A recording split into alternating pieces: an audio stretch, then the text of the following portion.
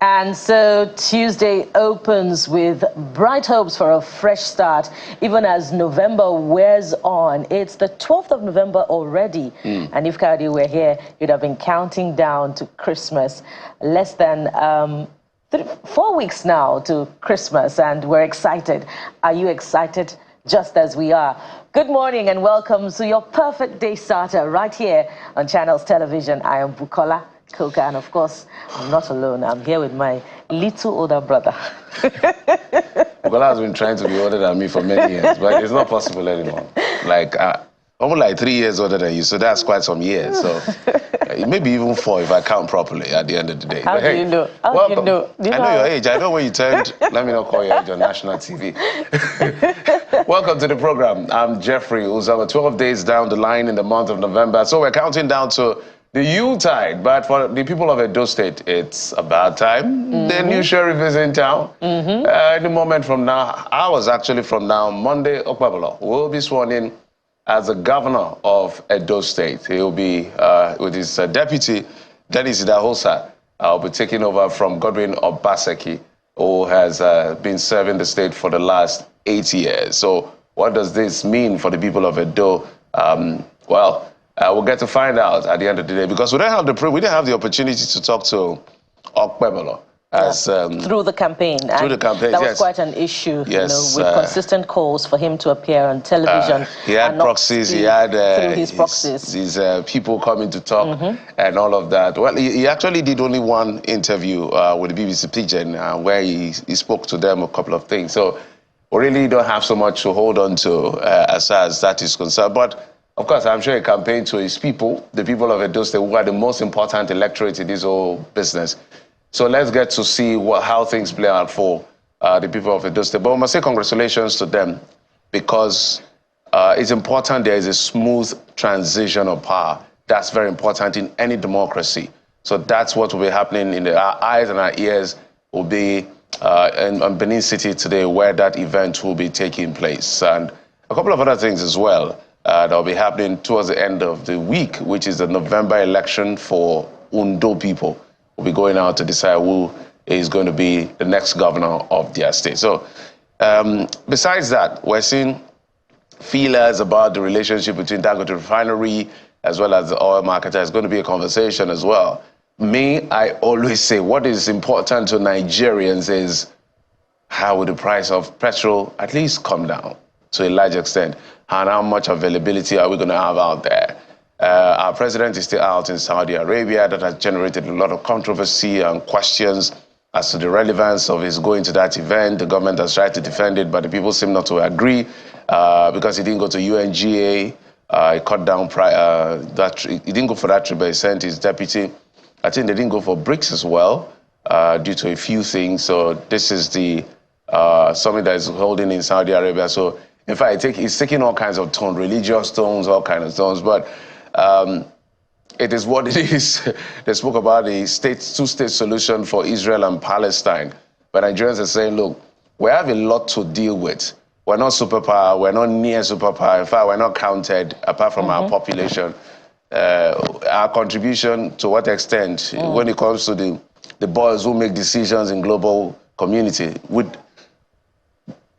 not disrespecting Nigeria, please. Don't get me wrong.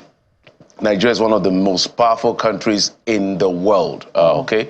But when it comes to these issues, we have bigger fish to fry. We can just do a presser or do something. That's what people are saying. But the government is saying because of our size, because of our relationships and all of that, it's important for us to be on that table. But let's see how that plays out. What Nigerians want to see is how much of the promises that you gave us are you fulfilling? That is what is important to Nigerians.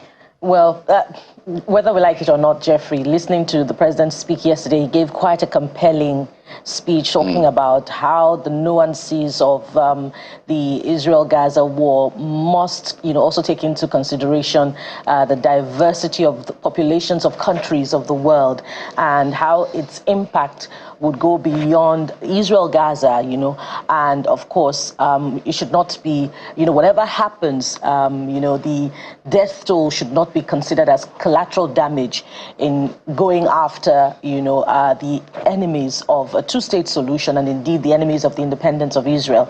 And we know that there are very real fears of a conflagration and its impact on the West African sub-region, the Sahel. Of course, we have been dealing with insurgency here, but not just Nigeria, but also if you think about Mali, Burkina Faso, the Central African Republic, especially our neighbors, very close neighbors, Niger and Chad. But of course, we must also, make the point that there are real issues, that must be dealt with at home. And whatever the president, however compelling, what he was going to present to the international community at what is really a Middle East, conference should have been put out through a statement such that state resources can be saved, particularly when you consider that this may not just be the end to the president's, adventures abroad, not just the president's now, and of course the vice president's adventures abroad. And we must also look into that space to see, the numbers in the teams that will be going with the president and vice president. Are they complying with that directive that ministers must cut down on the numbers of their teams that will be traveling with them? Is the presidency also complying with that? Those are the issues. Speaking of the bigger fish to fry back at home, the Ondo State election is coming up, especially the hopes are rising now of, a resolution between Dangote and petroleum marketers. We've been talking about energy security, but there's also, a component in energy security which is, to cater to the population, to ensure economic stability in the country, such that Nigerians, are not continually groaning beneath the weight of high prices. So besides ensuring a homegrown refinery, what other measures are we deploying to exit importation regime or depend less on importation and ensure that our refineries work? Mr. President, as the Minister of Petroleum, and indeed the entire cabinet, must work hand in hand to ensure all of those policies combine to, push Nigeria forward in her, a search for progress, particularly economic progress, such that every other thing within the polity can be addressed. We're talking about oil. That exactly is one of the issues that we'll be exploring today for you on the program. And we'll be getting another perspective about this resolution between the Dangote refinery and independent marketers. How far-reaching would it go, to ensure all of these things that we've been talking about? That's one of the things that we'll be looking into this morning. Jeffrey. Yes, so what do we have for them today on the program? I've just mentioned one of them. Okay. We have quite a lot. We will also talk about the issue of, the issue of VAT, this VAT controversy. We're not done with it because it has divided the National Assembly between for and against at the end of the day. Some lawmakers are saying this issue is dead on arrival. Others are saying it will sail through. But how many of the lawmakers have read the document? How many of you have read the document to see where there are difficulties in trying to understand the complexity and all of that? But the Tax Reform Committee or Fiscal and Tax Reform Committee, they've done some question and answer as well. But that is what we'll be talking about. Why is this polarizing the entire space in the National Assembly? Yes, money is involved. That's the first thing you must know. So one of the lawmakers, the senator, will be joining us to talk about this as well. And besides that, we'll also be looking at an update on minimum wage implementation. A number of states are yet to implement the new minimum wage, and this has prompted Labour to call for a strike, with the industrial action looming. I believe, according to that statement, Labour has set a December 1 deadline for the implementation of the new minimum wage. So we'll try to look at the case of the seeming hold-up or on the part of some state governments. Yes, just before this, you saw that particular one that has to do with Ipman and Dangote Refinery. Hey, we'll talk about that as well and give an update. But besides that, chat with this guy, Danny Spry, who will be joining us at the end of the show to talk about his journey as a comedian. But this is what I was talking about. Yes, Dangote Ipman agree on petrol supply. So are we going to see a drop in the price of PMS? I do not know. But that is a hope for every Nigerian out there. So whatever you guys want to agree, whatever you guys want to do, it's really none of our business. What we want to see is cheaper fuel or cheaper PMS or cheaper petroleum product. And then we'll move from here towards the end of the program where we'll bring you that gentleman that just came up on your screen just moments ago. Danny Spry will join us. He's a comedian and will be telling us what his journey in comedy has been like, the business and the art of comedy. Danny Spry joins us. We couldn't get him on Friday due to a few issues, so he has to come back on the program today. So, hey, let's hope that the network will allow us to what we have to do today. So, what are you saying about some of these big stories? Of course, there's also that one, in addition to that resolution between marketers and Dangote Refinery. The landing cost of petrol has dropped yet again for the second time in the space of 2 months. That sounds like cumulatively, well, it's supposed to sound like good news.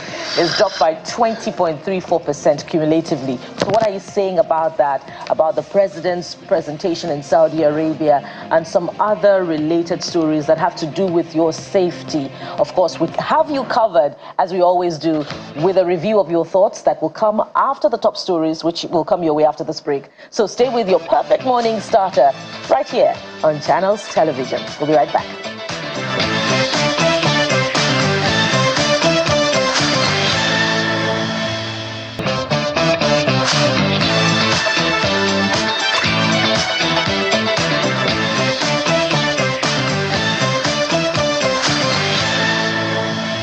Welcome back. And so, top on the brief this morning, the Independent Petroleum Marketers Association of Nigeria, IPMAN, has secured an agreement with Dangote Refinery to lift products directly. Speaking after a meeting of the National Working Committee of the association in Abuja, IPMAN National President Abubakar Garima says the partnership will ensure steady and affordable supply of PMS products nationwide. He urged IPMAN members to support Dangote Refinery and also expressed confidence that negotiations with Dangote would yield lower rates.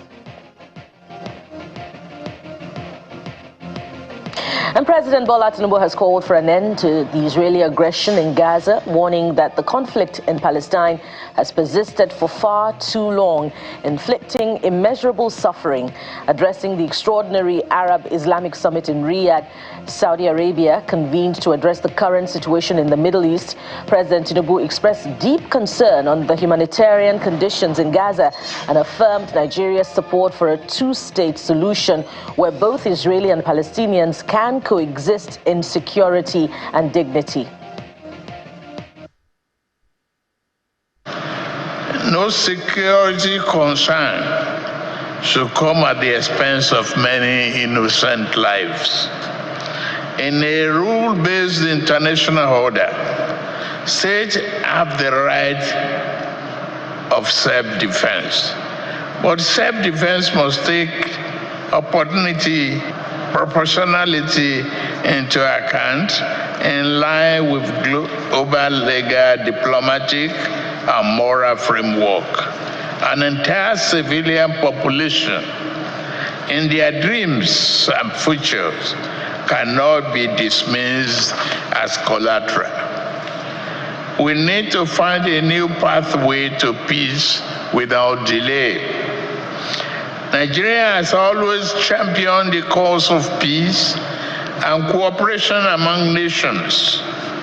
Our own experiences, domestically and regionally, have taught us that identity politics are no substitute for respecting the nuances of diversity. I call upon all of us to come together in solidarity, to stand firm in our resolve, and to work towards peaceful coexistence, free from fear and violence. Together we can turn the vision of a two-state solution into reality. I say until then, we cannot relent. A former Speaker of the House of Representatives, Mr. Yakubu Dogara, is of the view that any system that will make the people fear those in power instead of the other way around will never work for the country. Mr. Dogara was speaking at a national dialogue on parliamentary system of government. This position was shared by a number of stakeholders at the event, who also believe that the presidential system of government has not worked for Nigeria.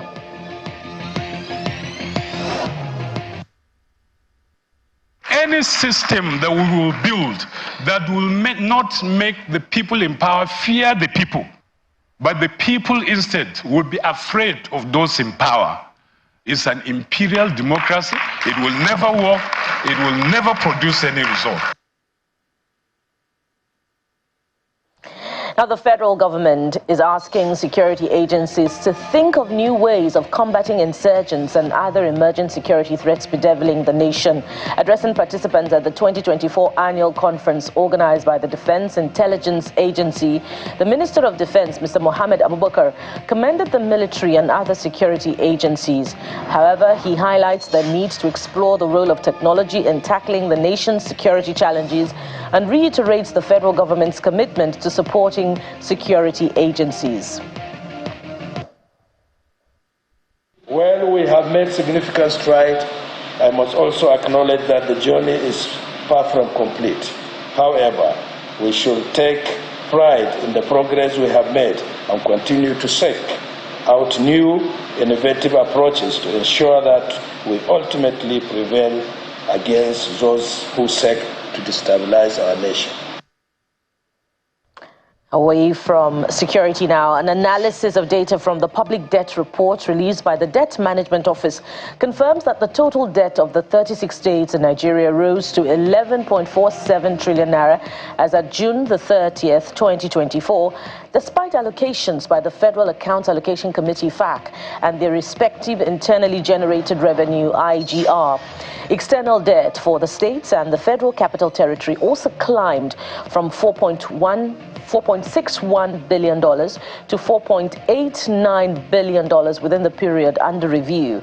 And in Naira terms, the debts increased by 73.46% from 4.15 trillion Naira to 7.2 trillion Naira following the devaluation of the Naira from 889.31 to the dollar in December 2023 to 1,470.19 Naira to the dollar by June 2024. And on the foreign scene, the Philippines government has ordered the evacuation of 2,500 villages in the wake of the fourth major storm that hit the country. According to the AFP, thousands of people sought shelter, ports were shut down, and landslides blocked mountain roads in the Philippines on Monday as the disaster-weary nation was struck by a fourth cyclone in less than a month. Typhoon Toraji hit near Dilasag town, about 220 kilometers northeast of the capital.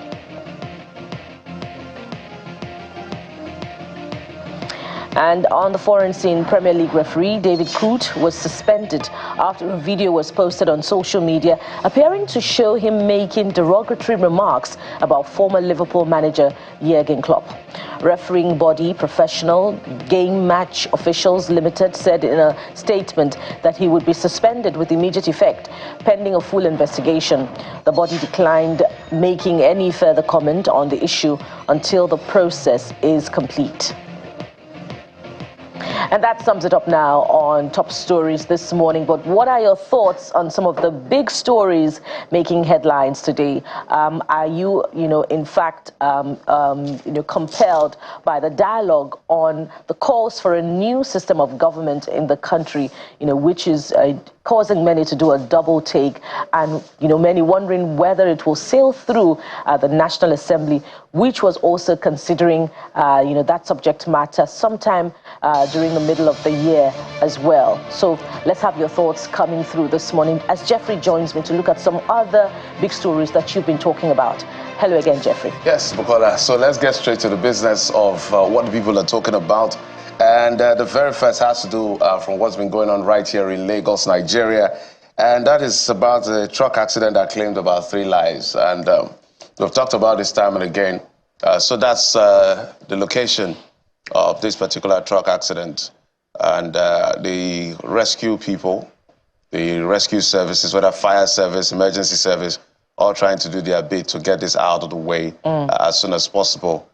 So we try to capture some of these things just to reiterate the fact that we all have to be careful around some of these articulated vehicles. When you drive, drive safe.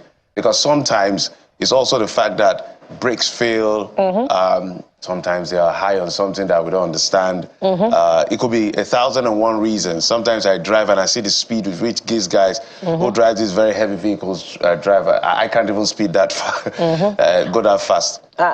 So we understand this was a brake failure somewhere in Lagos. And so you just be careful out there. Just be careful out there. Use all your mirrors. Use all your mirrors. With the sector commander of the Road Safety Corps in Lagos, he spoke about an app that you can download and deploy the tools therein to make a report about real-time report now. If you took a picture about such vehicles that do not comply with road safety rules, so you can go ahead and take full advantage of that. And on my way down to work this morning, there was also so many incidents like this. Some may not go reported; they'll go unreported. There was a vehicle that an articulated vehicle that had overturned and was on fire on the road. Whoa! Yeah. Should have taken pictures and brought it to us. So basically, when you're driving along the road, use all your mirrors, your rear, your side mirrors, everything, because you may be looking forward. Try and once in a while look behind and see what's coming behind you in case the vehicle fails. But this is what you're saying. Shaki Baba says, may the soul of the departed rest in peace. The descent from Itaopo to Ayetoro is steep. Please erect a permanent beam barricade just after the traffic light to prevent trucks from passing through that particular route. And Peaky Blinders said, until trucks restricted from operating during daytime hours to reduce congestion and enhance safety, this won't stop. Peaky continues by saying, additionally, drivers who exceed speed limits should receive automatic fines via debit alerts, eliminating the need for agency pursuit as it is being done abroad. All right, Bolaji says, my heart goes out to those involved in this accident. May Almighty Allah be with them and their loved ones. Accept my condolence. And Spectacular is the last user, and they say, Kai. That's an exclamation, by the way. Trailers should be banned from the road in the day anywhere around the metropolis. We can't say this enough. They are a menace to Nigerian roads. Government has spoken. I think it's just implementation that is just left in all of this for it to happen. So let's get to that issue of petrol landing costs dropping by about 20% as NLC accuses the marketers of price inflation. Everybody, at the end of the day, leave the grammar. Because what we want to see is more affordable PMS. Until it gets there, all of this is irrelevant. So let's see how this trickles down to all of us who are consumers of this PMS. Because some of us are spending 1, 2, 3, maybe 400, 500% of what we used to spend before to buy PMS on petrol for our vehicles. Okay, so first child of Northern Nigeria. I can't read all your comments, but I'll just read the first paragraph so we can take others as well. The drop in petrol landing cost by 20.34% indicates a significant decrease in the at the expense of importing fuel, which could potentially lead to reduced fuel prices for consumers if reflected in the retail market. Well, you have the next one. Kamaria Road says, landing cost is dropping, yet pump prices remain the same. Those defending fuel importation can now see that it is even more difficult to regulate for fair prices via importation versus local refiners. Because what they were trying to say, because I guess, was that they told us that when the crude price goes up in the international market, we should expect a rise in the prices of PMS consequentially. And when it comes down, we should also expect it to come down. And it's moderating around the lower band as far as our benchmark is concerned. How is that reflecting in the pump of PMS for us? Yeah, and they should provide an explanation as to why the pump price of PMS doesn't come down when the landing cost comes down on the international market, and when the price of crude oil comes down in the international market, because we see that in other countries, when these things happen, what follows is a reduction in the pump price of petrol. Sometimes it's really to explain things in Nigeria, I'm telling you. Camara says, landing cost is dropping. Okay, Bukola, you read that one. Oluwafemi says everyone will do what's best for them. They're all businessmen. It's not on the government to protect her citizens. It's on the government, rather, to protect her citizens and not serve them to the wolves. Valid point there. And Leo has just a few lines, and he says, fuel shouldn't be sold for more than 600 to 800 naira per liter max. That is the prayer. So if two things has to happen for fuel to come down even to 200 naira. Two things. The first that has to happen is if a naira is strengthened. As soon as the dollar, if naira to dollar goes for as low as 700, we'll buy fuel for as low as 300, 200. Trust me, because that's the cocoa, according to what we say it in Nigeria. That's the beginning. Before we even argue about landing cost, not landing cost, exchange rate is a big issue. But let's go on to other issues where the Kwara State government, we understand, says that no November salary or bonus without residency, a number, that is the workers in Kwara State, the government is saying if you don't have an identifiable residency, a place where you call your home that they can track you to, you're not going to get salaries. We don't know when this started. And this should apply to, I believe, state civil service workers and yes, workers at service. the local government in Kwara State. Yes, so public servants. Let us know what you think about this. Perhaps you are a local government employee or you work in the state civil service. In Kwara State. So what are your thoughts on this? You can also plead anonymity as you write us, because we understand how these things work. But who's the first user on this particular talking point this morning? It's C-Vibes, who says, Kwara workers, residency number, now your ticket to November pay and bonus. So that's like a warning. So go get registered. All right, so for the next one, finance nomad, I guess that will help curb perceived rumor of ghost workers in the state civil service. And Denny says, lol, laugh out loud, no valid resident registration, no November paycheck. Kwara State isn't playing games. Get the paperwork in order or kiss that salary goodbye. Judo Graphics says, this is good. It will aid the security system of the state. Everyone needs to have a registered address with recognized link to the state. And Smiling George is the last user this morning, and on this one rather. Some of these governors are funny. Did you tell them to stay off work until they get residency number? Now, you reach salary, they speak grammar.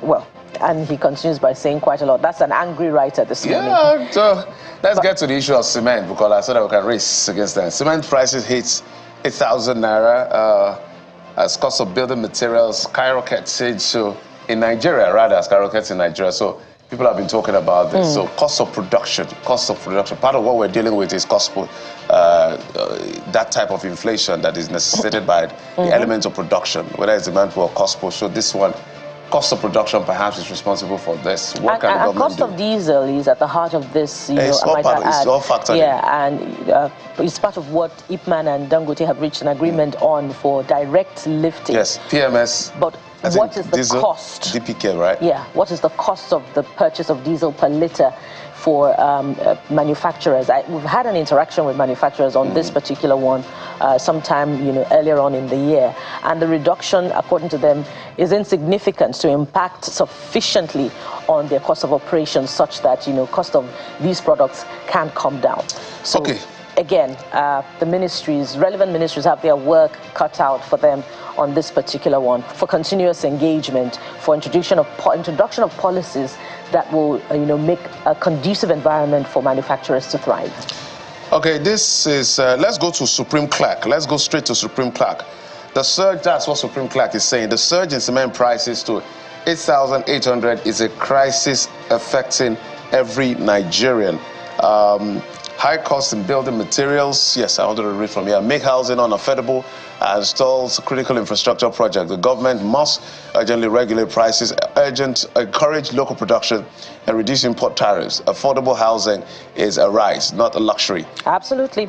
And Ajibare is the next user. Ajibare is brief, and they say, this is not looking good for our generation that is planning to start building. I like that. Oh boy. Okonlawon. Okay, those landlords that built their houses during the Shagari regime will also increase rent. Some even built during what do you call it? Nnamdi Azikiwe regime. Well, let's go to the last user this morning, who is Oyema, who says, when shall it come down? Is there any policy or subsidy put in place to bring the price down? Yeah, that's the question we're all asking. That's a big question, yes. So, should we be subsidizing production rather than consumption? I don't know. Okay, Ipman Dangote Region Agreement. We've talked about this time and again. I've been on this issue for months. this disagreement between Ipman and Dangote, they seem to have finally found a landing point, and they've agreed according to the report we're getting. So we're going to talk to a couple of people as well. That has to do with the agreement to lift PMS, DPK, and diesel directly from the refinery. No more middleman, no more buying from NMPCL or the depot, and then add their margin. So, but we don't know how much Dangote is going to be selling from them. Selling for them, the wholesale, because Dangote will sell wholesale, they will now do retail to all of us. So, the president of Ipman is assuring that it will guarantee lower rates. So that's a question we should be asking them. I don't like things that sound like political statements. Maybe it's just what we want to hear. What is lower rates? If I buy for 1,024 and the lower rate is 1,000, what is lower about that? What is lower? Okay, if it comes down to 900, is it lower? If it's 1,024 naira at that rate, or at that price, and it comes down to 800, that's quite significant. That's significant. But if it comes down 124, 1024, and it comes down to 1,000, okay? Calm down. That's not what we're looking for. But I believe this agreement represents a significant shift in Nigeria's oil sector, signaling a move towards localized, I like to read from here always, efficient and posterity, more effective, cost-effective distribution of petroleum products. Now, a good move towards both economic and strategic independence in the energy industry. However, the true impact will depend on what? The effectiveness and management of this partnership over time.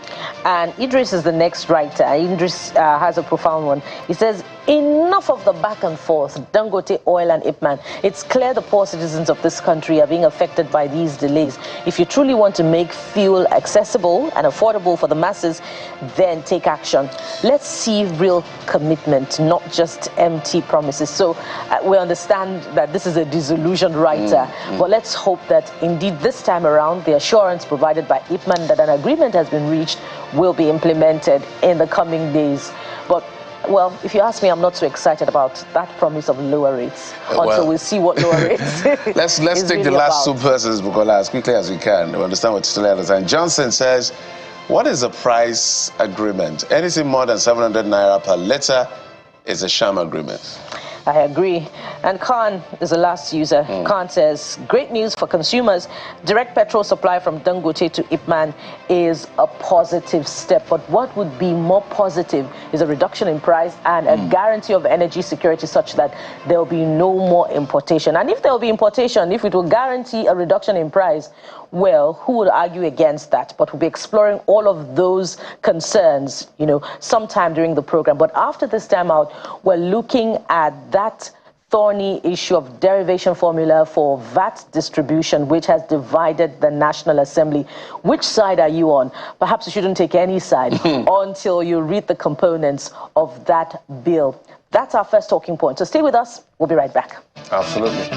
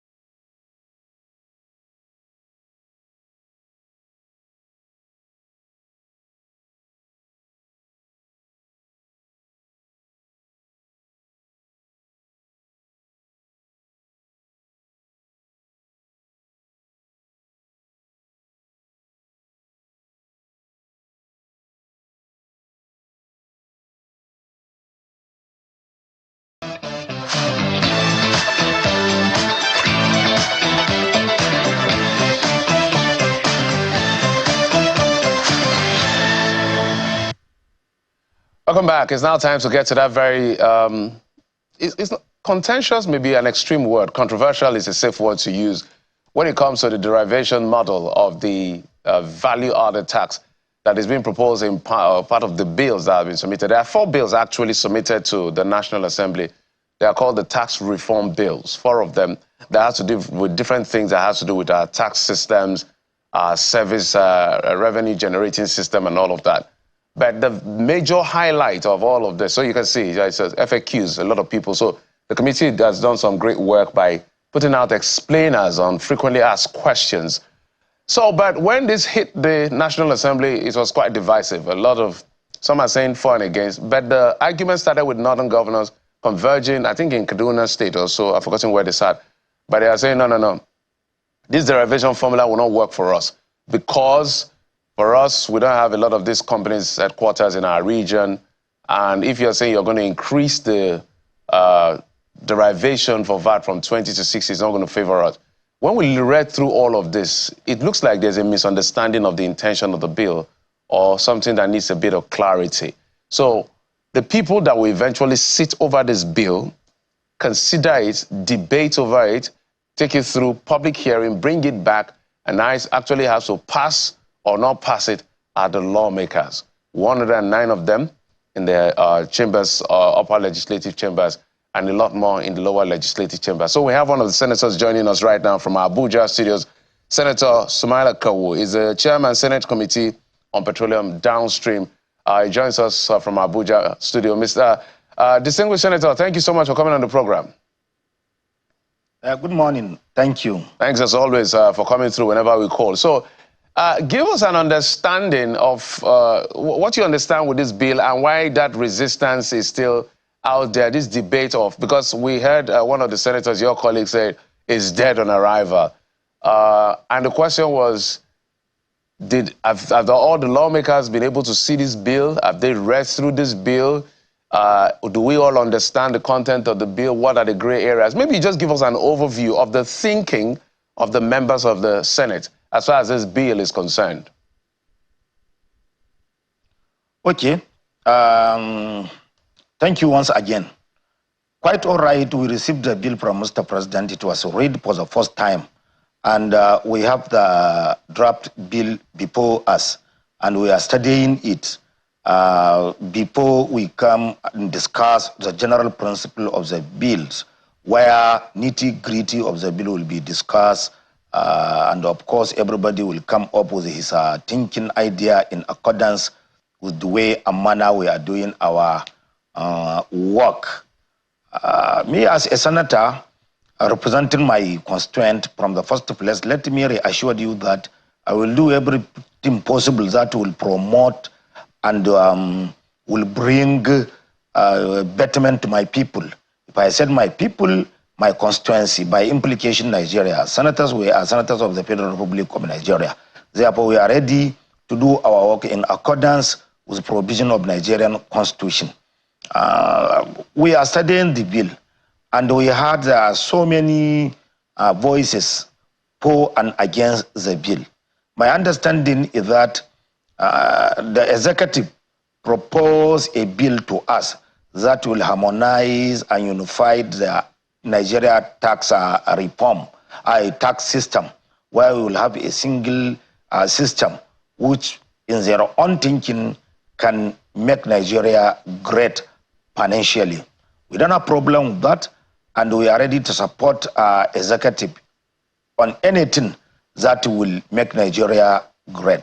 But the area of controversy is some section of the bills where northern Nigeria are against, more especially what you said, the section of derivation, where section of derivation is one, and there is second section or other section of the bill which talk about increase of the charges on value-added tax and some taxes. Definitely not northern Nigeria, all Nigerians or most of Nigerians are against the increase of tax, more especially this time around. We are practicing a constitutional responsibility. Therefore, whenever there is a issue or people, not even a governors, even an ordinary Nigeria can rise and call our attention on anything we are doing.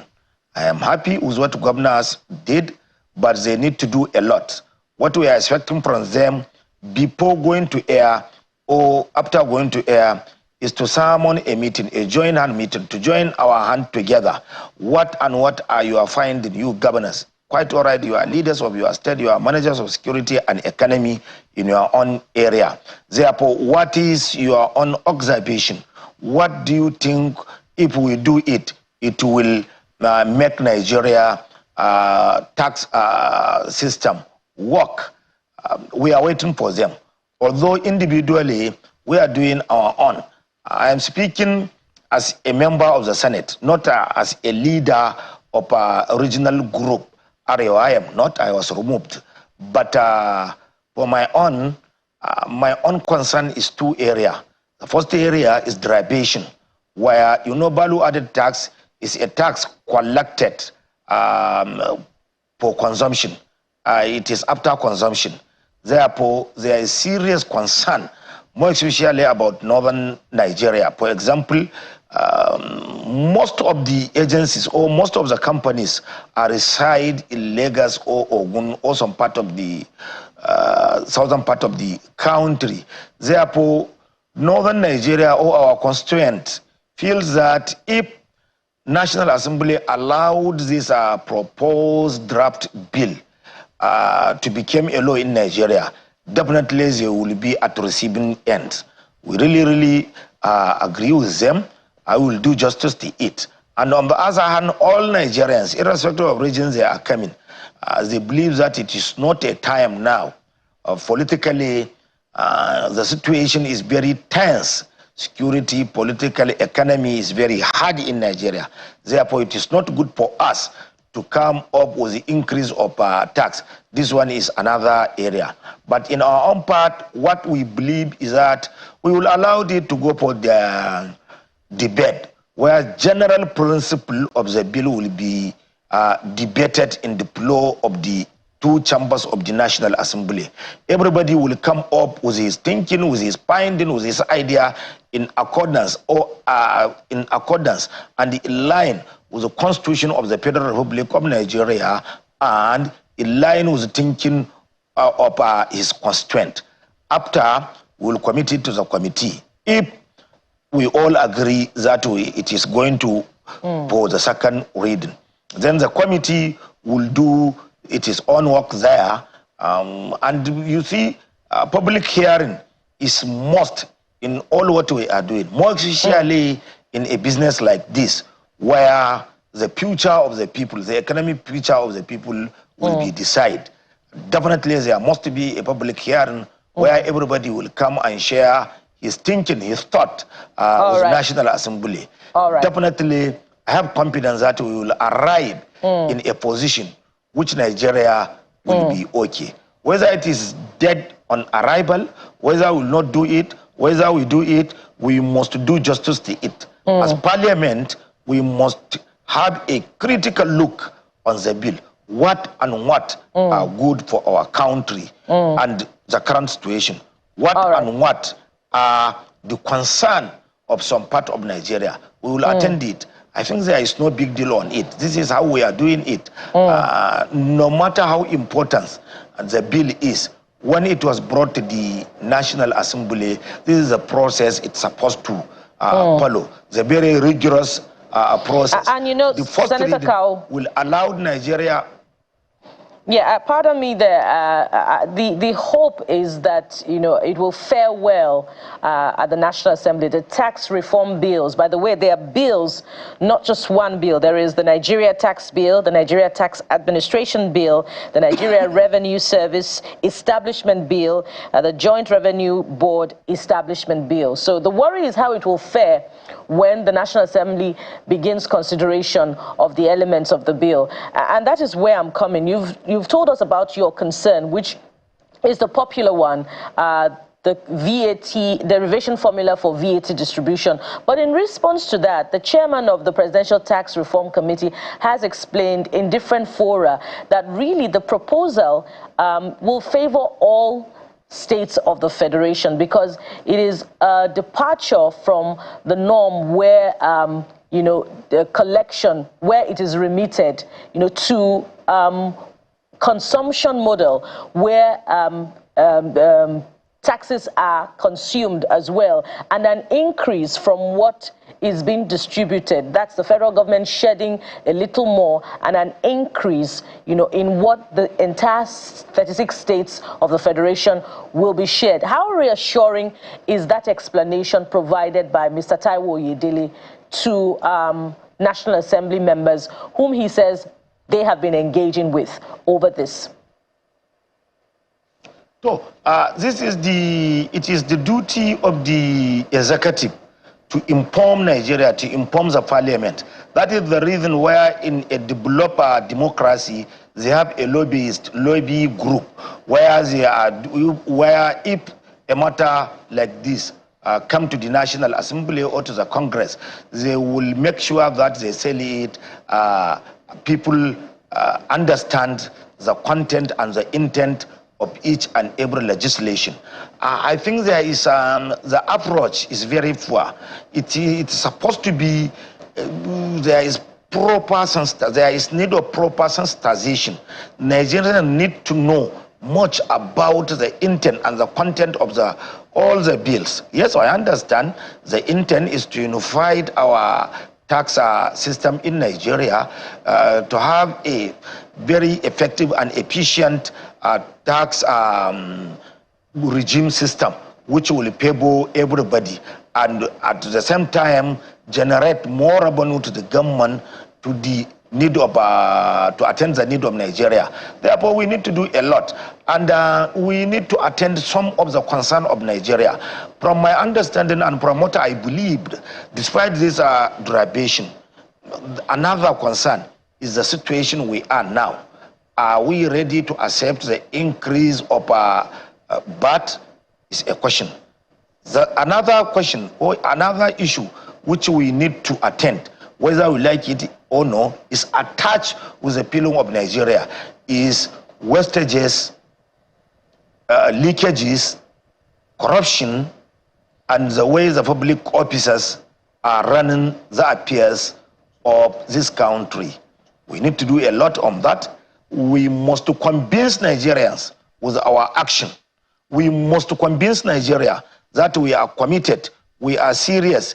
If for any reason we collected or executive collected the money, this is how we are going to spend the money. We must block the leakages. We must stop unnecessary expenditure, which nobody will accept it. Maybe they need to do a lot before introducing this kind of legislation. But I assure you, some of us understood the intent, the meaning of the bill. But we must expunge the gray area of the bill for now. Let us go for the best. Then later on, as we are growing, as we are developing, then we will introduce a lot of things. You see, the concern now, more especially on derivation, is to do with our federal system.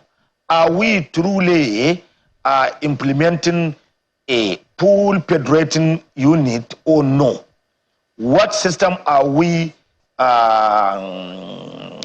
practicing in Nigeria? Right. Therefore, there is need for us to sit down and discuss the political angle, before we embark on this very serious journey. Senator, just a moment. My apologies, all the time. So there's a portion of their response, of their frequently asked questions. The committee found out that people are asking questions, and the most controversial has to do with the element of the VAT. And I want to read word for word what they said. So if my producer can put up the basis of distribution, that's what they call it, that has generated controversy. They said the current formula for sharing VAT among states, this is not legible quite well, but I'll read, is based on 20% derivation, 50% equality, 30% population. the tax reform proposes a different model of derivation which will attribute VAT to place of supply and consumption rather than the current model which attributes VAT to the state where it is remitted, thereby favoring states with companies headquarters. What this simply means is that before now, that 20% derivation used to go to wherever the company is headquartered, not where the goods are consumed primarily or the services are consumed. But right now they are saying, no, everybody should have a piece of the pie. It is not just because you are collecting at a location, that state should be the collecting point. So if Company A is selling goods in Anambra, is selling goods in Ebonyi, is selling goods in Kano, the distributors will be able to tell the company, this is what quota came from this state, and they will be able to get the percentage of VAT. They said the reason for doing this is to promote enterprise, one, also to reduce multiple taxation. That's why they increase it from 20% to 60%. Senator, I needed you to speak to this clarification. You see, this is what I am saying. For example, Kano, we have almost 20 million people. The headquarters of MTN is reside in Lagos. They register with the Corporate Affairs Commission and Federal Revenue, all are in Lagos. Most of the companies. But when you see the consumers, for example, Kano, we have almost a 20 million population. Definitely, if you see what MTN are getting from Kano people, now the fear or the concern of our people is that, okay, whatever we are doing, Lagos will take 60% of the total generation because VAT is consumption. No, distinguish. My apologies if I may butt in. That is not what the law says, from my understanding, which is why I read forward. The old model of 20% says that Lagos will get, because most of these companies are headquartered in Lagos, if I understand them very well. So when they file in their VAT, it will be filed at the headquarters of the company, which means Lagos will get 20% of the derivation. What they are now proposing is that we will increase this 20% to 60%. That is on one hand in terms of percentage increase. On the second leg is the fact that no longer the fact that because the company is headquartered in Lagos, all the VAT will now go to Lagos. We will now look for a situation where wherever this company is selling their goods, there has to be a formula to share for both consumption and where it is supplied. So everybody has a piece of the pie. So that a state will say, if I will either be productive or I will consume a lot because I want to have a piece of this 60%. That is the understanding of this bill, Senator. This is what I am saying. It is not my responsibility as a lawmaker. It is the responsibility of the executive to make sure that he inform Nigeria on the intent and content of this bill. Quite all right, the fear now, the most concern, most of the concern from northern governors, not northern governors alone. I even saw a piece from somebody who is from Anambra, give analysis on the way and manner the bill, the VAT will be collected. Definitely, this is the belief of an ordinary Nigeria. It is the responsibility of the agencies. It is the responsibility of the federal government to make everything in detail for Nigeria to understand, to believe with what they are doing. But for now, there is serious agitation, more especially on that derivation. That derivation is the one which causes the serious concern. So therefore, let us go with non-controversial area, part of the bill. Let us finish with it. Then gradually we will go where we are, where they want to take us to. So with this explanation now, that it will now be based on consumption, not just remitting from where it is collected, and it will encourage enterprise, particularly in northern states, such that more industries will come up. If indeed VAT will be based on consumption, are you now convinced, and is it clear that the position of legislators has been based on the fact that they haven't really studied the bill to understand its components? So do you agree now that it is, you know, for the benefit of the entire 36 states of the Federation, and it is not skewed against the North? You need to understand my own position from the beginning. I said that we are studying this bill. One, Secondly, we must allow it to do a general principle, the debate on the bill.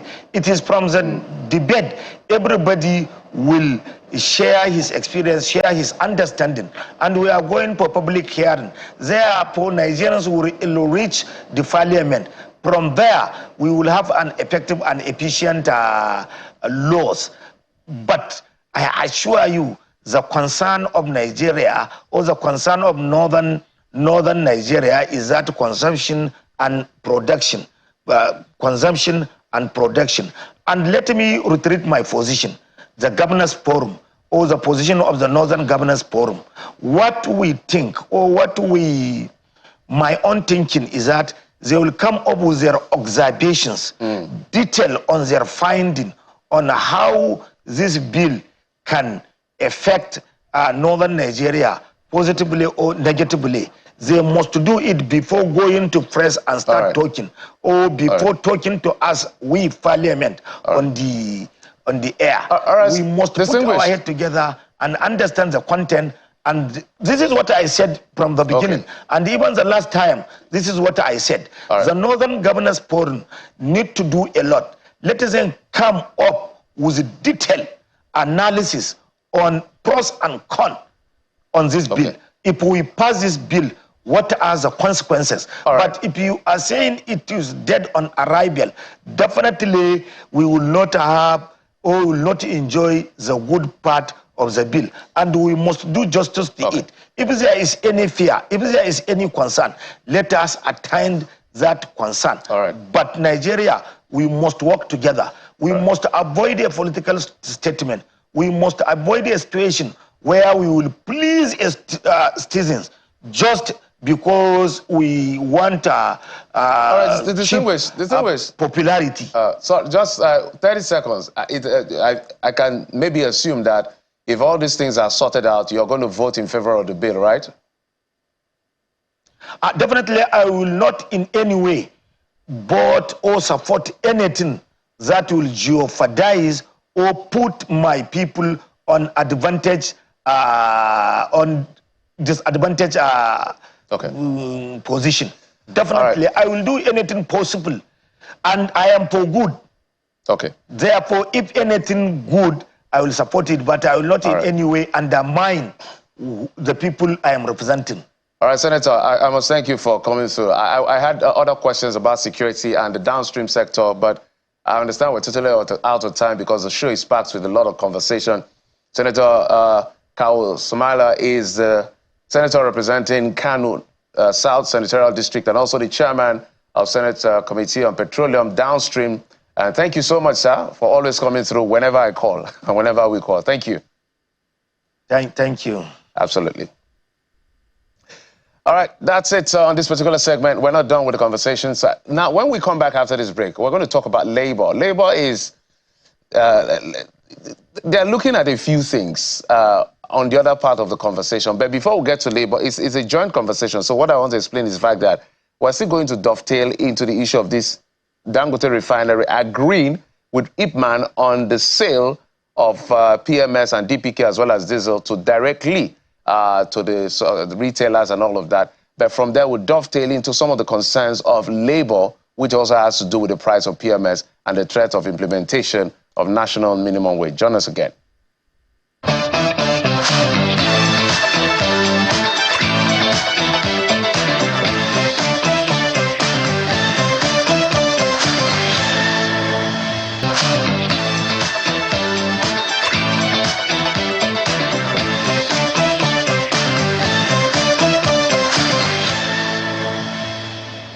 Welcome back. And from, the concern over VAT, we move into another economic concern, which is that agreement reached by Dangote Refinery and Ipman, announced by Ipman, that they have now decided on petrol supply. Well, not just petrol now, but there's DPK and there's also diesel. So what does it portend for energy security? What does it portend also for price? Is it a guarantee for lower rates? Let's have this conversation together as we have Mr. Eche Idoko joining us virtually. Mr. Idoko is the Publicity Secretary of Crude Oil Owners Association of Nigeria. Good morning and thank you for joining us on the program, Mr. Idoko.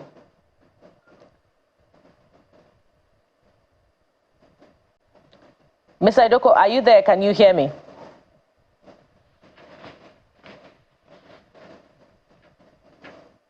You may have to unmute your audio so that we can hear you. Okay, yeah, good morning. Can you hear me now? Yes. Good morning. Yes, good morning. Thank you so much for coming through at this time. Let's start from that resolution. For many, it brings hope, but there's also that report that, petrol landing cost has dropped to 971 naira per litre. Hold on to that on the one hand. But what does this resolution mean for, the guaranteed supply of petroleum products? That's this agreement between Dangote and the independent marketers. And according to what the president of IPMAN is saying, will it truly guarantee lower rates? I guess these are the most important questions on the minds of Nigerians: price and efficiency in supply. Okay. Yeah, so I would say that when it comes to the issue of supplies in Nigeria of petroleum products, there are two major issues we have to look at, two major issues that had been challenged to the industry. The first is the question of availability, and then the second is the question of affordability. These were the two issues that subsidy hitherto was meant to tackle, and unfortunately, it became the monster that it became. On the question of availability, we have almost overflogged the issue. We have had a departure from what it used to be, where with Dangote coming in as a major game changer, and then we have other private refineries who have also started producing, and many more coming online. I did mention in one of my interviews earlier on this week that by next year we should be seeing the introduction of more refineries in the space, and then we should also see more existing refineries increasing their product slates into producing more PMS. And then if we hopefully the NNPC refineries, any of the NNPC refineries come on stream, we would see a lot of increase in terms of the output of refined petroleum products. So on the whole, looking at the bright side, we are saying that on this side of the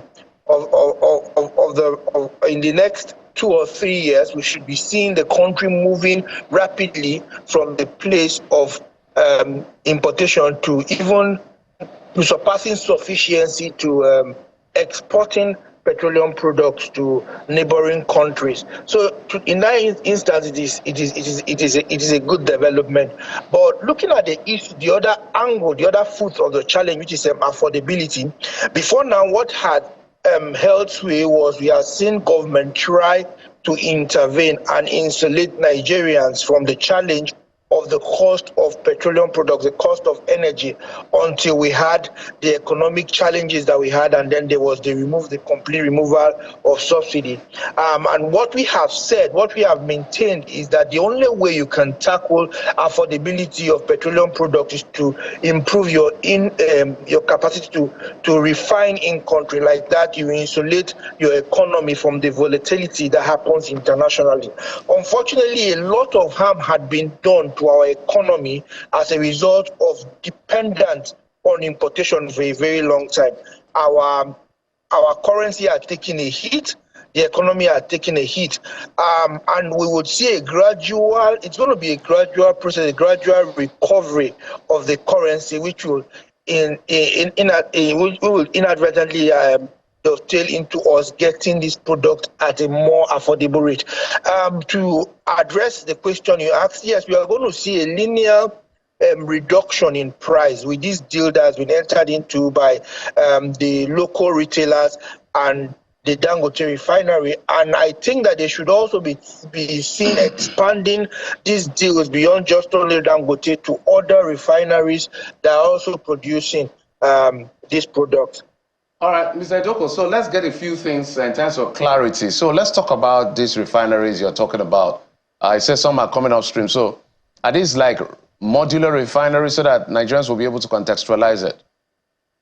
Okay, so yeah, in terms of, you see, the thing is, we have equated modular refineries to smaller refineries for easy definition. But the refineries that we have now, yes, you can call them modulars, but a lot of them are scaling. Like some of those that we're introducing other strains of products were heated to modular refineries, but by virtue of the strain of products they are introducing in the next 15 to 20 months, they are not going to be strictly sensitive modular refineries anymore.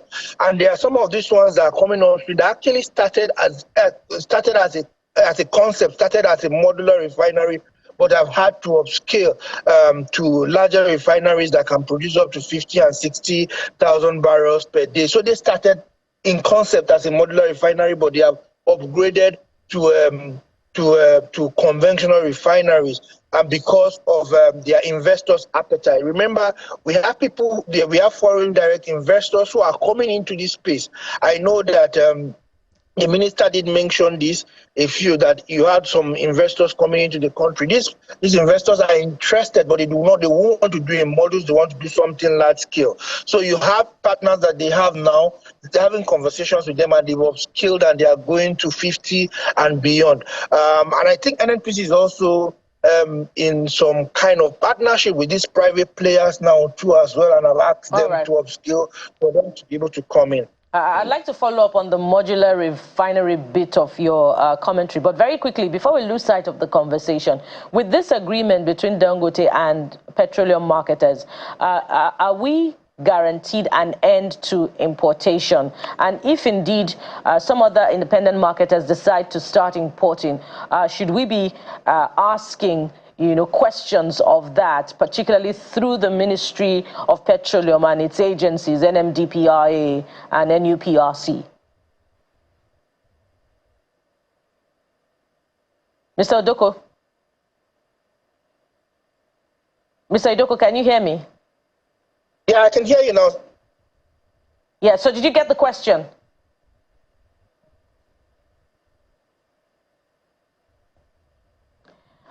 All right. It appears as if we have connection issues through to Mr. Idoko, but that's also another important aspect of the conversation, because prior to this time, there were concerns about, some marketers importing 42.3 million liters of petrol. So, Mr. Idoko, after this deal, should we be asking questions of marketers if we continue to see importation?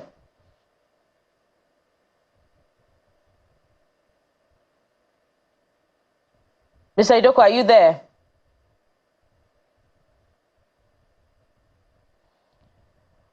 Perhaps you should unmute yet again. Unmute. Perhaps your hand has mistakenly touched the mute button. Okay, so we'll try to sort that out. Yeah. One of the things I wanted to find out from him is whether this policy with Dangote Refinery has to be extended to all of them. Because if we're talking about refineries, for instance, it's refineries, whether modular or Dangote Refinery. I also wanted to find out what they produce. Whether do they produce diesel, PMS, and all of the distillates of crude oil. So just to contextualize so that Nigerians, because now all we know is the Port Harcourt, Warri, Kaduna, and Dangote Refinery. We have other refineries as well, smaller modular refineries. So I wanted him to provide clarity as to what they produce and their capacity, because that is also the bigger picture with that is that it will help us understand whether we're gearing towards this touted energy security we're talking about. We were having that conversation about, knowing what the umbrella of your organization covers in terms of production capacity. But before you expound on that, we were asking a very critical question about importation. After this resolution between Dangote and Ipman, are we going to see an end to importation? And if we did, should we be asking questions of marketers and indeed government's regulatory agencies? All right, truly the negative effect of importation to the economy is a no-brainer.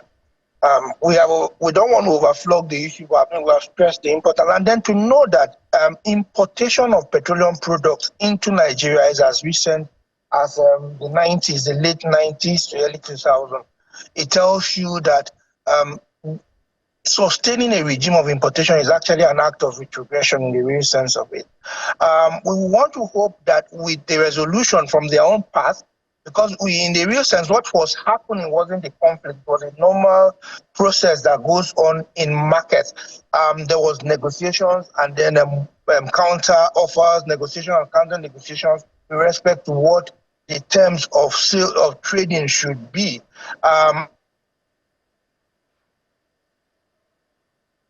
Oh dear, we have lost connection through to Mr. Ichie Doku yet again. Perhaps we'll have this conversation at another date. And, you know, we have very, very crucial questions for Mr. Doku.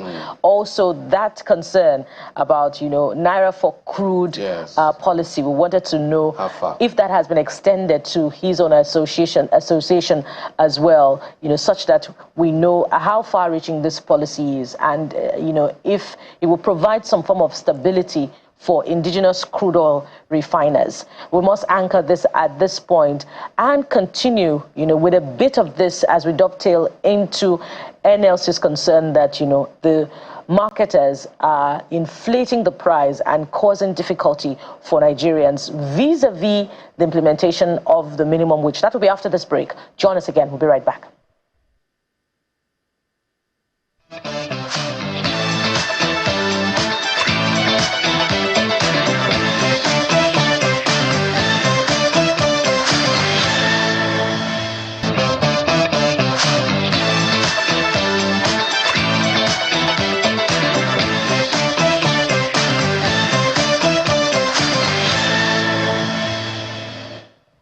And so from price of petrol, another thing that is just as critical for the economy is the minimum wage. But how far has implementation gone? Has it even started in some states? And of course, with regards to that, the NLC put out a statement yesterday giving state governors a December 1st deadline for the implementation of the minimum wage. Now let's see a spreadsheet of which states have agreed on payment of a certain figure from 70,000 naira and above, I believe, and states that are yet to agree. For some states, we do not know what exactly is happening in their space, but this is what it looks like now for states that have agreed to pay from 70,000 naira and above. Please also be mindful that some states that have even agreed have deferred implementation from November, and some started in October.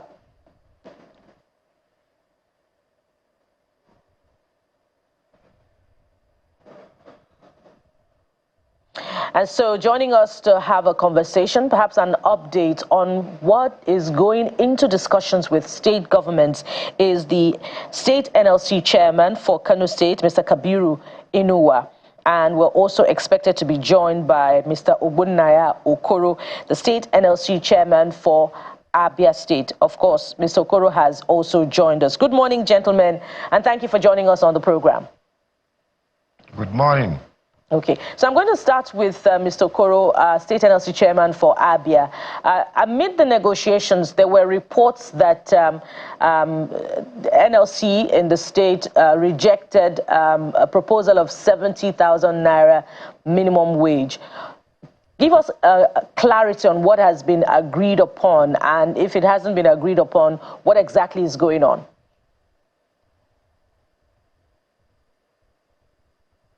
Mr. Okoro, are you there? Please unmute your audio. Okay, let's go to Kano State. Mr. Inuwa, let's have updates on the agreed figure for payment for minimum wage and when it will take effect. In God's glory, we have signed agreement, and payment will commence November this year. We have agreed on the payment of 71,000 naira as minimum wage, and all other salary templates were made according to the salary structures. We have agreed and consented to the payment of the salary in this November, God's willing. We did not take much time, and we did not have problem due to the fact that before we come to table, government constituted an advisory committee to come up with advices on how to implement the minimum wage. While labor equally have its own committee, we worked tirelessly for a month. The government side committee worked for almost 30-something days. Within 2 days, we sat and we agreed that 71,000 naira is the minimum wage for Kano State. We have the belief that we had wanted it to be 75 in Kano. But looking at the number of workforce in the state, we have to allow it to be 71 based on the factual evidences shown to us by the government side. It is evident that payment of salaries in Kano is always as at when due. We had never witnessed any month that workers in Kano State were not paid their salaries. And pensions were paid as at when due. So for that reason, we agreed that the government in Kano mean well to the workers, and we agreed to take 71,000. The 71,000 we took, we cannot compare it with the federal government structure, because the federal government structure as it was given is 77,000. From the table we were able to see. And it is only when you give up to 75,000 that workers will go home with 70,000 naira because of the tax, the pay, all other mandatory deductions that are contained in the salary tables.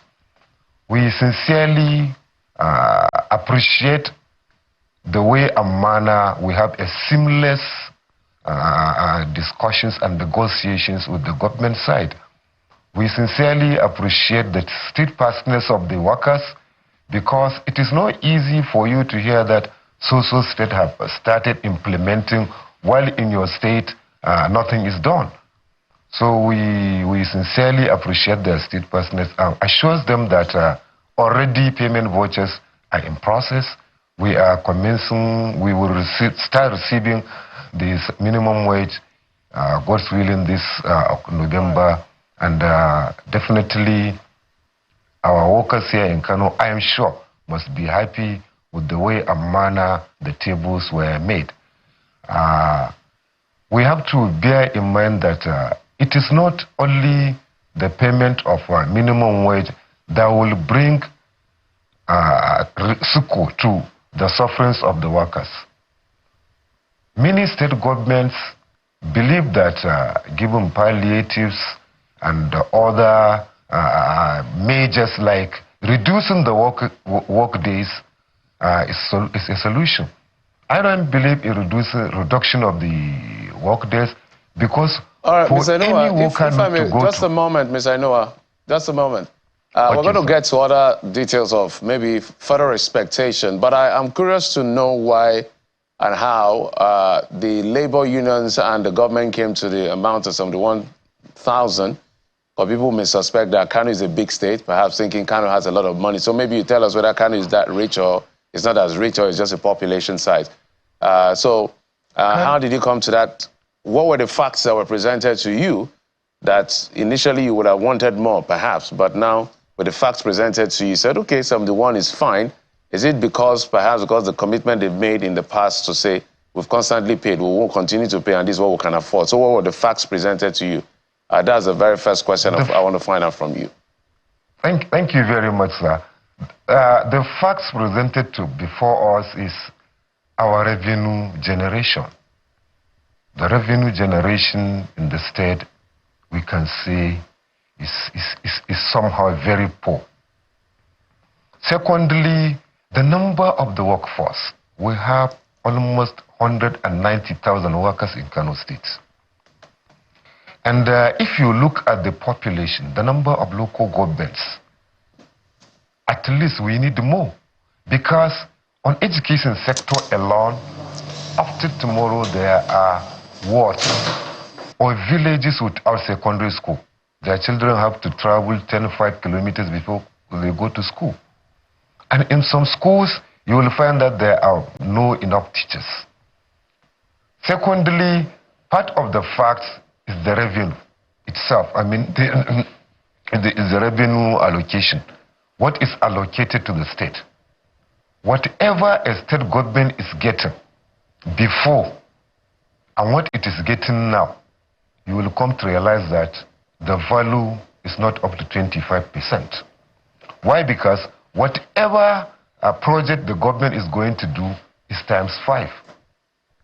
And that is why we sincerely believe that with the facts given to us, the number of workforce, and we are guilty for one thing. In May 2023, the state governor made a declaration that workers employed between February and 28th May 2023 shall be removed from the payroll. We struggled, approached the government and give our facts that these people are supposed to be employed. They are indigents of the state. The work they were employed to do, we need them. A lot of facts we gave. Government put a committee and 12,000 out of 13,000 were considered to come back to the office.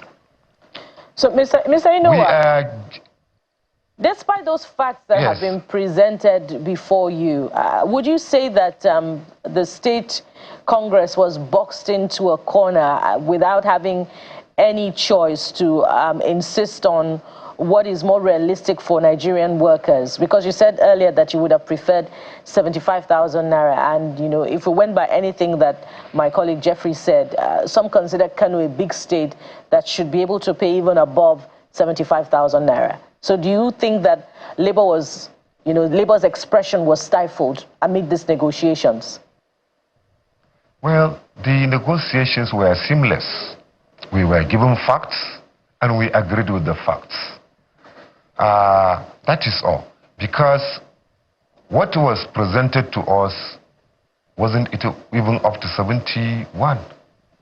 And we argued and agreed that let it be 71,000. We have the conviction and believe that it is better for us to take 71,000 naira and for the state to continue going than insist on what will cause delay in payment of salaries. So, we had never witnessed any delay in payment or having issues with the payment. And government is being realistic. The government is showing the passion for workers. Why I said we are a little bit guilty is, and we have to at least concede to 71,000. Okay. So within 9 months, to you, Mr. 11 billion naira. Yes. I'll come back to you, Mr. Inowa, but I'm told we're now being joined yet again by Mr. Ogbonnaya Okoro, NLC State Chairperson for Abia State. Mr. Okoro, thank you for coming through. I asked earlier about the disagreement over 70,000 naira initial figure proposed by the government. Tell us how that played out and what informed the figure that State Congress has now agreed with the state government.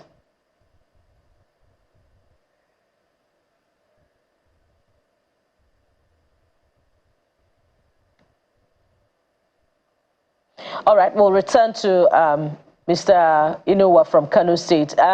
Mr. Inuwa, give us a sense of the implication of this 71,000 naira for consequential adjustment for the other cadres of workers in the state civil service. Well, the consequential adjustment, we looked into it, agreed and signed on all the templates, salary templates.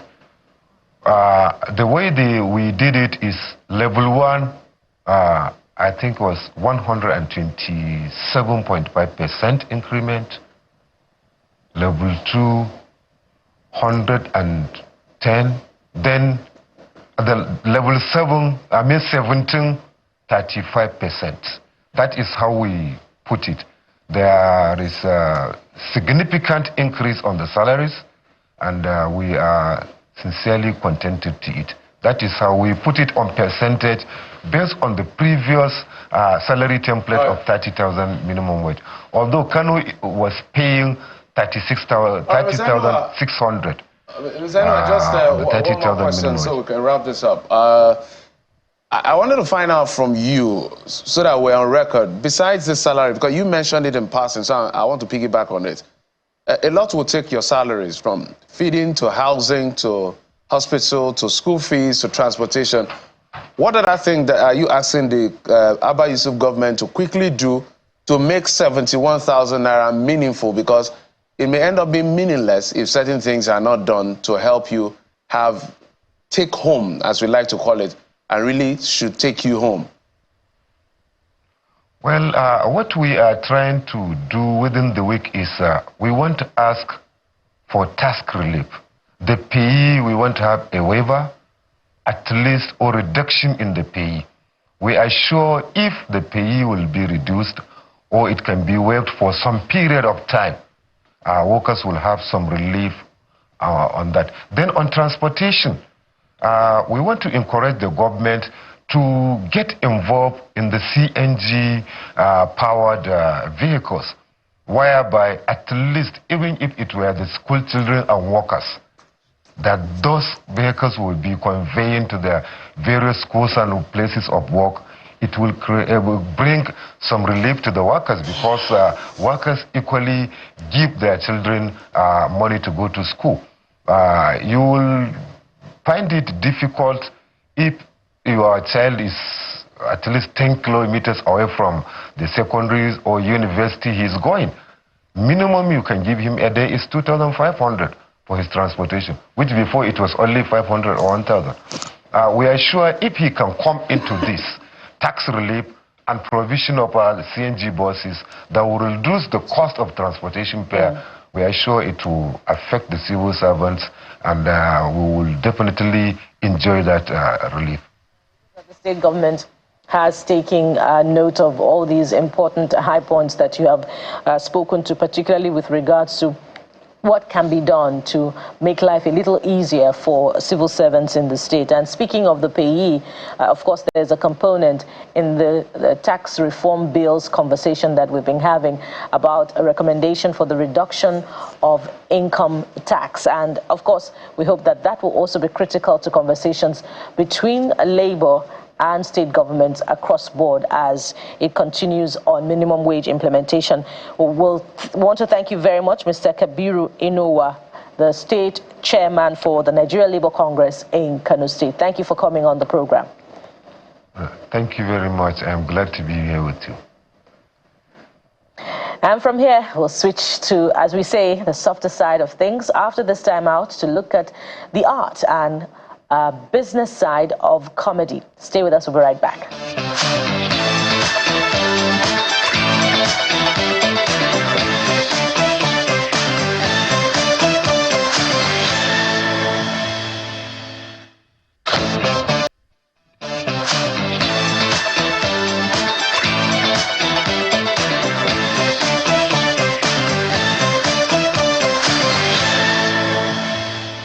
All right, let's get to our very first, last conversation, not the first, actually. Let's get to talk with a gentleman called Danny Spry, based in Port Harcourt.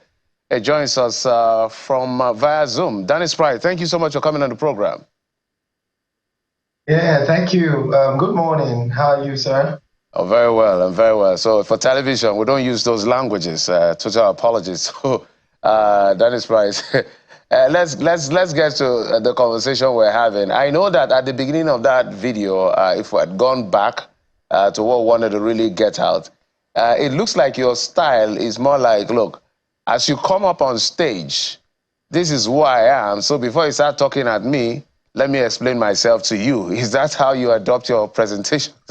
Maybe you walk us through it, since we didn't have the luxury of seeing that video from the very beginning. Yeah, that's my style. I think you had it right. I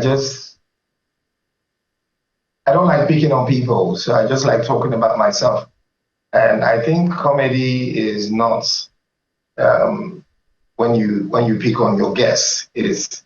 You have to give them relatable stories. You have to tell them things that are funny to you and to your audience. So tell us about the uniqueness, this particular, since we don't have the luxury of looking at the entire picture. I know that I have watched you maybe once or twice on the social media performing your thing, and you always go there. What is it that is unique about you, and why do you make it a subject of your jokes? They call me, to some people, they call me like the most successful handicap because I have one bad arm, and I choose to make a story about it. I choose to make it a selling point in a very, very competitive industry. And you know, this comedy space, every day there are new cats. Every day there are old cats reinventing themselves. Every day there are people trying to stay relevant. So what I did was, okay, Danny Spry, what is going to sell you? What is going to make you stand out? So I choose to tell my own story. I choose to say, okay, I have one bad arm, but it can be an advantage for me. So that's it. So Danny, let's start from the beginning now. You know, as you said, it's a very competitive industry, and for many, it's a compulsion. So for you, is comedy a calling or a compromise? And you know, perhaps you would also want to tell us, while you reveal that, on whose shoulders you rode, you know, to become the Danny Spry that we know. Yes, I know comedy is a calling for me. It is.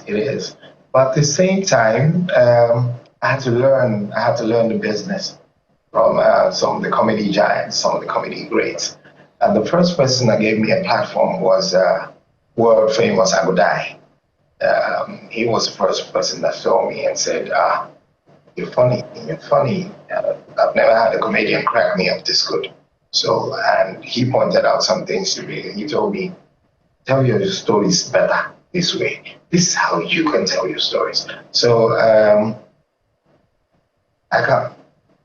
there will not be a Danny Spry story without mentioning Agodai somewhere in this business, even if comedy is natural to me. But that man, Francis Agodai, played a huge role. Well, shout out to Agodai.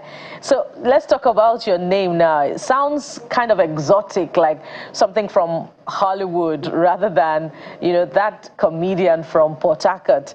So what's the thing behind the name? Is that your stage name? And if it is, what's your real name? Let's get to know where Danny Spry really is from. I like this question. I get this question all the time. Okay, my names are Daniel Spry Doibrala Oromoni. So that's my name. So where's Danny Spry from, really?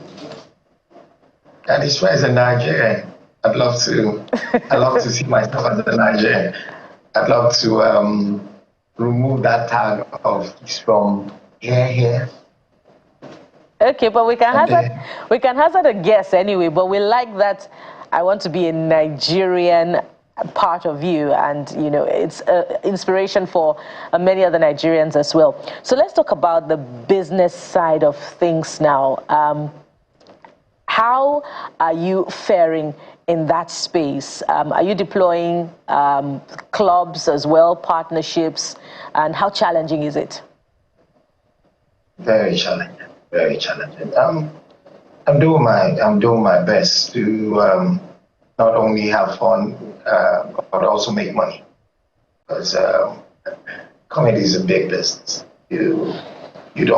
I don't see myself doing this till 60, 70. So at the point, okay, the likes of Alibaba, you don't see them all the time on stage because they've diversified. They have other businesses to sustain them. So what this comedy is to us, or to some of my friends, what this comedy is to us is, let's give us a face. We use the comedy to get a brand, then we can do business. You know, people relate to you easily when they think they know you, or when they think that, oh, that's a public figure. We think to an extent, this guy knows if you do this, or this guy knows if you do that. So I think I use the comedy to get a brand, to get a face, and after that, all right, other businesses come a little easier. All right. That is right. Somebody listening to you on TV now, see you all calm and collected. I think you're really calm. You're not that calm. I know you. You're not as calm as you look. But let's take a listen to one of your performances. I will get back to you in just a moment. God, see head. Now this is where Bible says, stay ahead in life. Oh, boy, we are not saying Port Harcourt men like adultery. Easter Day, hotel full. Now Jesus Lodge, hotel full. Portland Hotel, no room. Osborne La Palm, no room. Who lodge? Tell us how you pick your jokes. So when you're going on stage, I know we have talked about the business, and we've also talked about your person. Let's talk about your artistry, for instance. I know at the beginning, when I've seen that video, the very beginning part, that's why I'm really interested. I don't know why we couldn't get to that very beginning part, where you take yourself as a subject. So when you come on stage, and this is the audience you're looking at, do you spontaneously create something for the audience you're looking at, or you come prepared ahead to say, okay, I'm going to dump this on you? How does it work for you? It's 50-50 for me. I prepare 50% materials for whichever event I'm going to, and I give space for spontaneity. I give space to say, okay, I'm going to do this. I'm going to do this with the audience. So that's how I prepare. And I always tell myself, whenever you get on stage, please do not speak on anybody. Do not. Your audience are there to enjoy you. Your audience are not there for you to make jest of. Instead, if you make fun of yourself, they'd even love you more. So I'm not that kind of comedian that comes out and say, hey. If you watch that video, there was a part I talked to Godons.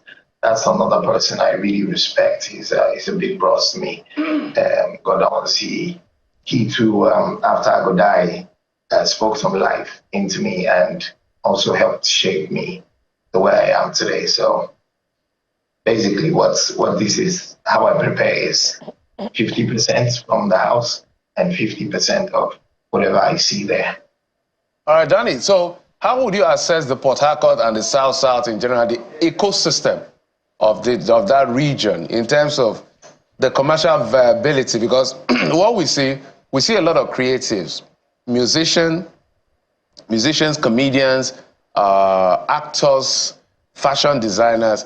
At some point, they pack their bag and they're headed to Lagos. And that's been quite a big challenge as to the artistry being decentralized outside of Lagos.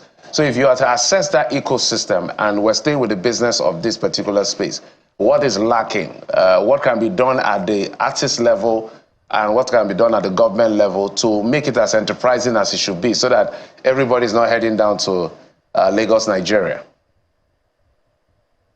Well, I think 50% of that problem have been solved by social media, or say more than 50%. I don't know how to measure the percentage, but I think there was a time I almost relocated to Lagos. There was a time I thought, okay, I'm done with Port Harcourt. I'm done, let me run.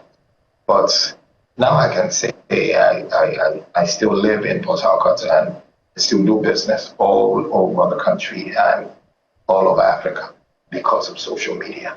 And thanks to my brothers, my friends from Benin City, the likes of Edo Pekin, MC Casino, Maliba, Onipi, social media has given us that leverage. You can stay anywhere in the country now and just be visible. Just be visible on socials. Be visible. Let your brand be visible. People don't really care if you stay in Lagos anymore. So you can stay anywhere. And Danny, I can't, I can't stop talking about your personality. You are too calm, too collected, too refined. You're speaking all these big grammar, but there's an entire disconnect between who we're talking with now and the performer on stage. Do you get that a lot as well? And, relatedly, let's talk about the art yet again. As we say, country hard. And do you find it difficult to get people to laugh, or it's easy anyway because people need an escape from the hardship in the land? Nah. I mean, when I'm with this mic, whenever I'm with the mic, it's always easy for me. It's always easy. With the hardest crowd, it comes easy. Some of my friends call me Lionel Messi of comedy, because comedy is just natural to the boy. So I don't find it hard doing this any day, anytime. So I'm going to ask you two questions in one. As long as for the records, it's breakfast television, so whatever you have to say has to be good for children to hear, by the way. What is still funny to you? What joke is still funny to you, as it is, that you can tell us? And what is not funny to you? What is still funny to me now? Wait. Okay, you say it's two questions in one. Yes. What is still funny to me? I'm putting you on the spot. What joke is still funny? Yes. Perhaps I'm saying, what joke do you have that, like, look, this joke is still funny, that is good for TV? I must add that line. And what is not funny to you? Maybe in life generally. Okay.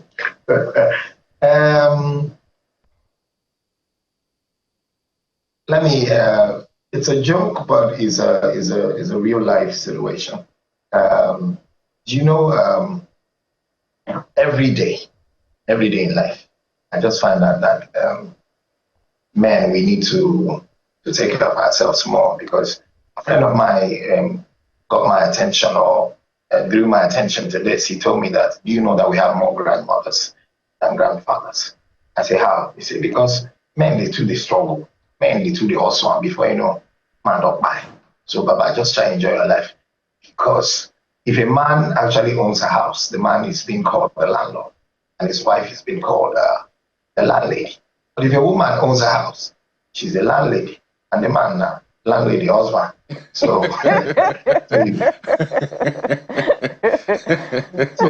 two men supposed to try to enjoy themselves. And generally, we have too many Mother's Day. We have Catholic Mother's Day, Anglican Mother's Day, plenty Mother's Day, Chinese Mother's Day, and we just only have one Father's Day, just one for us. And every day we celebrate Father's Day, you see the likes of Tonto DK, who dress like man, don't say I'm king. I just give us our one day. Give us more, just whole our one. And women, they have lots of songs. Women have plenty songs. You hear songs like Nemo, Ezebo, Nemo way, Mama, I too love my mama. They have lots of songs for women. I think they should try and compose songs for us, because the only song I know that was composed for men, I think it was written by a woman. And you hear a song like, my papa no dey o. So. Okay, point taking, right? Thank you so much. I've noted, right? Yeah, totally. We're totally out of time. Thank you so much. Danny Spry. Okay, I guess this is where we have to talk to you from. We wish you the very best and continue to do the best you can to keep the flag flying. And call yourself, is it Lionel Messi of comedy? Of comedy. Lionel. So your character is coming out small. Danny Spry joining us from the Garden City of Port Harcourt. Thank you so much for coming on the program, Danny. God bless you, sir. Thank you. Looking forward to coming back some other time. All right, now absolutely. That's a discrimination, Danny. You said God bless you, sir. Not God bless you, ma'am. God bless you, landlady husband. God bless you, man. God bless you, man. All right. So, okay. So that is probably for you, and I like creative people. Yeah. I've never thought about it before, like landlord, landlady, husband. That's it on the program. Thank you so much for your time and, of course, your usual company. I'm Jeffrey. Sunrise Daily is up on the top. It's at the top of the hour by 9 a.m. Join us again. Yes, we'll be back again tomorrow with another bumper package. Thank you so much for watching. I am Bukola Koka. Bye-bye.